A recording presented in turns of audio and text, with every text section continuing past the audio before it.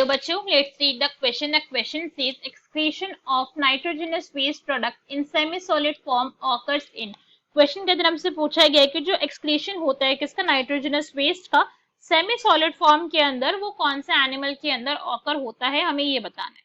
So now let's start the question. सबसे पहले हम क्वेश्चन को सॉल्व करने का की कॉन्सेप्ट देखेंगे. की कॉन्सेप्ट, तो क्वेश्चन को सॉल्व करने का की कॉन्सेप्ट क्या है हमारे, कि हमें नाइट्रोजनस वेस्ट के बारे में पता होना चाहिए. ठीक है, अगर हमें नाइट्रोजनस वेस्ट के बारे में पता है तो हम क्वेश्चन को हमारे इजीली सॉल्व कर सकते हैं, बहुत आराम से हमारा क्वेश्चन सॉल्व हो जाएगा.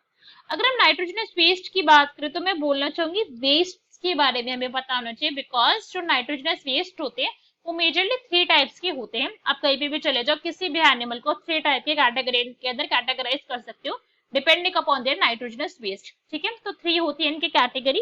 फर्स्ट अगर हम इनकी बात करें तो फर्स्ट होते हैं यहाँ पे हमारे अमोनोटेलिक एनिमल्स. ठीक है, अमोनोटेलिक एनिमल्स होते हैं. सेकंड होते हैं हमारी यूरियोटेलिक एनिमल्स, यूरियोटेलिक.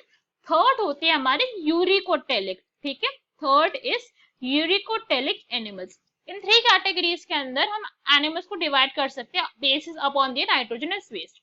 सो अगर अमोनियोटेलिक एनिमल्स की बात करें तो भाई साउंड ही कर रहा है अमोनिया जैसा, तो इसके अंदर नाइट्रोजनस वेस्ट क्या होता है, इसके अंदर होता है अमोनिया. ठीक है, इनके अंदर है अमोनिया नाइट्रोजनस वेस्ट.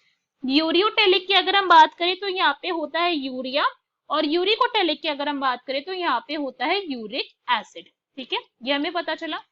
नेक्स्ट अगर हम यहाँ पे बात करें कि भैया ये जो तीनों के तीनों है ये किस कैटेगरी के अंदर हमने इनको डिवाइड करा है, कोई बेसिस तो होगा ना कि हमने 3 बोल दिया, कोई रीजन होगा. तो सबसे पहले इनकी जो कैटेगराइजेशन है वो 2 पॉइंट्स के ऊपर करी गई है, based upon their toxicity and based upon their water solubility, कि इनको वाटर की कितनी अमाउंट होती है. सो अगर हम अमोनिया की बात करें तो ये क्या होता है, ये बहुत ही ज्यादा हाईली टॉक्सिक है. It is very very toxic. तो इसको बॉडी के अंदर स्टोर करा ही नहीं जाता है ज्यादा टाइम के लिए, जैसे बन रहा है बॉडी के अंदर एक्सक्रीट करवाते जाया जाता है इसको. ठीक है, it is very very toxic. अगर हम यहीं पे बात करें यूरिया की, जो हमारे यूरिया जो नाइट्रोजनस वेस्ट है, तो ये क्या होता है, ये कंपैरेटिवली लेस टॉक्सिक है. कैसा है ये, कंपैरेटिवली लेस टॉक्सिक है. ऐसा नहीं इसको बॉडी के अंदर स्टोर रखे भूल जाओ, ऐसा नहीं है. ये क्या है, अमोनिया से हमारा कम है, बट ऐसा नहीं है कि ये टॉक्सिक नहीं है.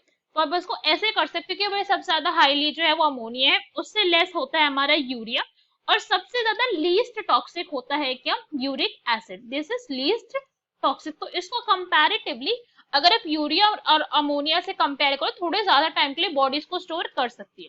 अब अगर हम इनकी वाटर सॉल्युबिलिटी की बात करें कि इनको जितना अमाउंट ऑफ वाटर चाहिए होता है इनके एक्सक्रीशन के लिए, तो अमोनिया की जो वाटर की सॉल्युबिलिटी है वो हाईली सॉल्युबल है. क्या है अमोनिया वाटर के अंदर, इट इज हाईली सॉल्युबल, बहुत ज्यादा सॉल्युबल होता है. इसी वजह से इसके एक्सक्रीशन के लिए प्लेंटी ऑफ वाटर रिक्वायर्ड भी होता है. ठीक है, तो वाटर जो एक्सक्रीशन के लिए वो कितना रिक्वायर्ड होता है, प्लेंटी अमाउंट के अंदर रिक्वायरमेंट है, ज्यादा चाहिए होता है. तो सबसे ज्यादा अमोनिया के अंदर वाटर चाहिए बिकॉज बहुत ज्यादा सॉल्युबल है. अगर आप बात करें यूरिया की तो ये लेस सॉल्युबल होता है, इट इज लेस सॉल्युबल. तो यहाँ पे जो आपको वाटर चाहिए वो कैसा चाहिए, लेस वाटर की रिक्वायरमेंट है. कंपेयर कर रहे हैं अगर हम इसको किससे, अमोनिया से. और लास्ट में आता है हमारा यूरिक एसिड. यूरिक एसिड क्या है, ये होता है हमारा लीस्ट सॉल्युबल. कैसा होता है ये, लीस्ट सॉल्युबल होता है, और इसको वाटर की अमाउंट ऑलमोस्ट कैसे होती है, almost negligible amount of water चाहिए होती है. इसको इनसॉल्युबल ही बोल सकते हैं, आपको लीस्ट सॉल्युबल बोल दो या फिर बोल दो भैया ये सॉल्युबल है ही नहीं, इट इज इनसॉल्युबल. इनसॉल्युबल है वाटर के अंदर, तो बहुत ही कम, very little amount of water चाहिए होती है इसको एक्सक्रीशन के लिए. ठीक है, ये पॉइंट आपको समझ आया. इसी वजह से जो हम देखते हैं, जो हमारा यूरिन होता है, या फिर आप बर्ड्स का या फिर दूसरा एनिमल्स का देखोगे, अभी हम कंपेयर करके समझेंगे, तो जो फिशेस होती है जो अपने आप में क्या है हमेशा वाटर के अंदर ही रहती है, वो अमोनिया सिक्रीट कर रही है एज अ नाइट्रोजनस वेस्ट. इसका एग्जाम्पल है फिशेस. और उनका वेस्ट कैसा होता है, उनका वेस्ट होता है हमारा वाटरी फॉर्म के अंदर, है ना. उनका जो वेस्ट है नाइट्रोजनस वेस्ट वो कैसा होता है, वो लिक्विड फॉर्म के अंदर होता है. नेक्स्ट अगर हम यूरियोटेलिक की बात करें तो हमारा कैसा होता है, इसके अंदर कौन आते हैं, लाई करते हैं यहाँ पे ह्यूमंस, मैमल्स, ये सारे के सारे इस कैटेगरी के अंदर लाई करते हैं. कुछ हमारे रेप्टाइल्स भी इसी कैटेगरी के अंदर होते हैं, सारे नहीं, कुछ रेप्टाइल्स. तो इनके अंदर क्या होता है, हमारा जो नाइट्रोजनस वेस्ट है वो कैसा है, वो भी फ्लूइड फॉर्म के अंदर है. मगर यूरिकोटेलिक की बात करो तो ये ऑलमोस्ट इनसॉल्युबल है. तो यहाँ पे जिसके अंदर ये फाउंड होता है ये बर्ड्स के अंदर फाउंड रहता है, और आपने देखा होगा इनका जो नाइट्रोजनस वेस्ट है वो सेमी सॉलिड फॉर्म के अंदर होता है, वो सॉलिड फॉर्म के अंदर तो नहीं है, मतलब बिल्कुल कंप्लीट सॉलिड नहीं है, सेमी सॉलिड है वाटर के अंदर, बिकॉज ये सॉल्युबल ही नहीं होता है। ठीक है, सो अब हमारे ऑप्शन रीड करते हैं। क्वेश्चन में हमसे पूछा गया था सेमी सॉलिड किसके अंदर पाया जाता है, so correct answer will be C, that is uricotelic. C is our correct answer. तो भाई हमें ये पता है कि ए और बी क्यों इनकरेक्ट है, we know about this, but last question में हमसे बोल दिया गया, लास्ट ऑप्शन में हमने दिया गया है अमनियोट्स, तो ये भी क्या है हमारे गलत है। अमनियोट्स कौन सा एनिमल्स होते हैं, अगर हम इसकी बात करें तो अमनियोट्स ऐसे एनिमल होते हैं जिनके अंदर अमनियन जो है हमारी लेयर फाउंड होती है। अमनियन क्या होती है, प्रोटेक्टिव कवरिंग होती है जो किसके अराउंड प्रेजेंट होती है, डेवलपिंग हमारा जो जायगोट होता है डेवलपिंग एम्ब्रायो के अराउंड ये कवरिंग जो है वो प्रेजेंट होती है।